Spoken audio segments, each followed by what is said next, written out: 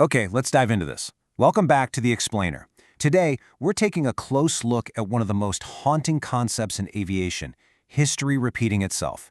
We're going to examine two nearly identical aircraft disasters, a known mechanical killer, and a tragically ignored warning that ultimately cost dozens of lives. It's a profound story of how really small, seemingly harmless corporate decisions can just snowball into an absolute catastrophe. To really set the stage for this, we have to look at New York City's LaGuardia Airport. The date is March 22, 1992. U.S. Air Flight 405, which is a commuter plane carrying 51 people, attempts to take off in a heavy snowstorm. The pilots pull back on the yoke, but the plane, well, it simply won't climb. It plunges right into the icy waters of Flushing Bay, and tragically, 27 people lose their lives. Now, for U.S. investigators on the scene, it looked like a fairly standard winter accident. But for Canadian investigators watching from across the border, it was a moment of sheer, absolute horror. As one of them actually put it, "My God, it's Dryden all over again." They realized this exact crash had already happened. Part 1. A tragic case of déjà vu. To understand exactly why LaGuardia happened and why those Canadian investigators were just so stunned, we have to flash back exactly 3 years. And this perfectly illustrates the tragic irony of this whole situation. Look at this timeline. You have the original crash in Dryden back in March 1989. Following that, there's this exhaustive investigation that actually identifies the precise root cause. And they publish a report in December 1990 warning the entire industry. But then, in March 1992, the LaGuardia crash happens anyway. The warnings were right there. They were documented. They were published long before that second disaster struck. So what exactly happened in Dryden? Part 2. Disaster in Dryden. Okay, picture this. We're at a remote airport in Dryden, Ontario. It is bitterly cold and this heavy, gray snow is just dumping down, as an Air Ontario Fokker F-28 jet lands for what's supposed to be a quick stopover. But what followed was this crazy cascade of seemingly minor inconveniences that, when you add them all together, created a completely fatal scenario. First, it started with a broken auxiliary power unit, or APU. Then, a separate flight cancellation meant they had to add 10 extra passengers in Thunder Bay. Because of that extra weight, they had to offload fuel, which meant they were forced to refuel in Dryden. And then, just as they were finally ready to leave, a lost Cessna aircraft urgently needed to land, causing even more of a ground delay. And all the while, that heavy snow is just piling up on the aircraft.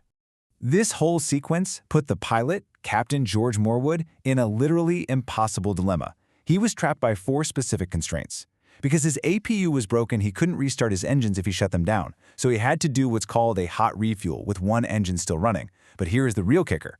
Airline policy strictly forbade de-icing an aircraft with the engines running because the toxic de-icing fluid could actually get sucked right into the cabin air system. So to safely de-ice, he'd have to shut the engines off. But remember, without an APU and with 0 ground-based air carts available in remote Dryden to jumpstart the jet, shutting down meant completely stranding all of his passengers in the bitter, freezing cold. Feeling immense pressure to keep the schedule moving, the captain attempted the takeoff without de-icing the wings. A passenger later described that takeoff roll as feeling like a slow, sluggish person running up a hill. It's chilling. The aircraft barely cleared the trees at the end of the runway. Suddenly, it lost lift, rolled violently like a mixmaster, and crashed deep into the freezing bush. It was 49 seconds of sheer terror. 24 people died that day, including both pilots. Part 3. Investigating the unthinkable. Within just 24 hours, the Canadian Aviation Safety Board arrived on the scene, led by investigator David Rowe. Their primary goal, like with any crash, was to find the mechanical root cause. I mean, was it the engines? Was it the weight? What on earth brought a state-of-the-art jet down? But almost right out of the gate, investigators faced a massive setback. The black boxes were completely destroyed. The contrast in temperature limits here is pretty stark. Normally, these devices are designed to withstand 1100 degrees Celsius for 30 minutes. But the post-crash fire was an absolute inferno that baked them for over 90 minutes. The mylar tape inside was just scorched. So without that crucial data, investigators had to rely entirely on eyewitness testimony, weather charts, and really meticulous forensic reconstruction. They painstakingly reconstructed the aircraft's weight. So the Fokker F-28 has a maximum takeoff weight of 65,000 pounds. By adding up the passenger averages, the baggage, the fuel records, they estimated the plane actually weighed around 64,000 pounds. So they could definitively rule out weight as a factor. It was well within its limits. The engines were also tested and, surprisingly, found to be in perfect working order. The real culprit turned out to be something practically invisible. The true killer was a fascinating yet deadly aerodynamic phenomenon known as cold soaking. Here's how it works. The jet fuel inside the wings had actually chilled to freezing temperatures during their previous flight. This frigid fuel then cooled the metal surface of the wing from the inside out. So when that heavy, wet snow hit the supercooled metal in Dryden, it instantly froze into a nearly invisible layer of clear ice. And here's the thing. The Fokker F-28's specific wing design made it incredibly unforgiving. Even a minute amount of contamination, we're talking a roughness no thicker than a piece of sandpaper, completely destroyed the aerodynamic lift. The plane literally could not fly. But investigators didn't just stop at the ice. The head of the inquiry, Justice Virgil Mashansky, pivoted the investigation from pilot error directly to corporate neglect. He actually uncovered 4 severe systemic failures at Air Ontario. They were deferring maintenance just because of part shortages. They were scrounging around for parts across the entire country. Plus, management was putting extreme pressure on their pilots to keep those schedules tight. It all highlighted a severe lack of a top-down safety culture. I mean, they literally let a jet fly with a broken APU, which is exactly what put the pilot in that impossible dilemma in the first place. Part 4. The ignored warnings. Realizing that dozens of these exact jets were flying worldwide, Justice Mashansky knew he couldn't just wait for his multi-year inquiry to wrap up. He issued an immediate, urgent warning about the actual chemicals used to protect the aircraft. Now, what's really interesting here is the contrast between the fluids. At the time, the industry standard was Type 1 fluid. It's applied hot, it sheds off easily on takeoff, but it only protects the wing for about 15 minutes. If you're delayed on the ground longer than that in freezing rain or heavy snow, it just stops working. Mashansky's investigators discovered that airplanes actually needed the thicker Type 2 or Type 4 fluids. These are gooey, almost mucus-like substances. They stick to the wing and provide a protective holdover time of up to 2 solid hours. Based on this massive finding, Mashansky published very specific, life-saving recommendations in December 1990. He explicitly said the industry absolutely must mandate the use of the thicker Type 2 or 4 fluids. He also noted that airports must install de-icing pads directly at the runways, so planes don't ice up all over again while they're taxiing from the gate. And crucially, he said pilots must be required to inspect the wings from the passenger cabin, because you simply cannot see clear ice by just looking backward out of a front cockpit window. These recommendations were specifically designed to completely prevent another cold weather crash. But here is the massive, tragic, bureaucratic breakdown.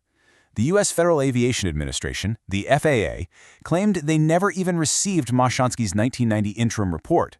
The warnings just never made it to U.S. airlines or pilots. And because of that, the stage was set for history to violently repeat itself. Part 5. Revolutionizing winter aviation. And that brings our narrative full circle right back to New York's LaGuardia Airport on March 22, 1992, with US Air Flight 405. It's the same plane, a Fokker F-28.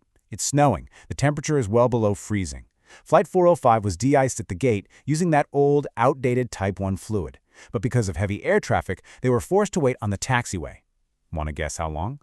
35 minutes. They sat there for 35 minutes in the snow, which completely exhausted that short 50-minute protection window that Type 1 fluid provided. Just before takeoff, the first officer shined a flashlight out of his cockpit window, looking backward over his shoulder at the wing. His exact words, captured on the voice recorder, reveal a truly fatal misunderstanding.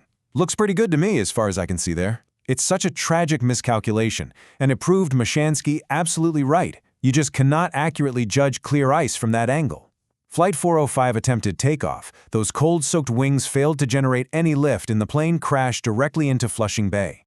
So the crucial point here is this. It actually took the combined loss of 51 lives across 2 identical, entirely preventable crashes to finally force the global aviation industry to wake up. Following the disaster at LaGuardia, the industry finally implemented all 192 of the Mashansky Commission's safety recommendations.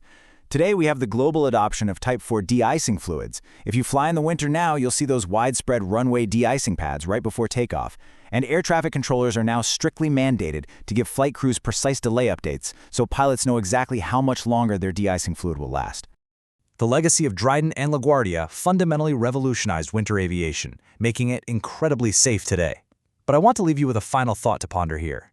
When an investigation uncovers a fatal flaw, whether that's an aerodynamic quirk or a toxic corporate culture prioritizing schedules over safety, the warning is only ever as good as the system that listens to it. Aviation adapted for sure, but it begs the question for every other industry out there. Have we truly learned all the lessons? Thanks so much for joining me on this explainer, and I'll catch you next time as we break down another fascinating topic.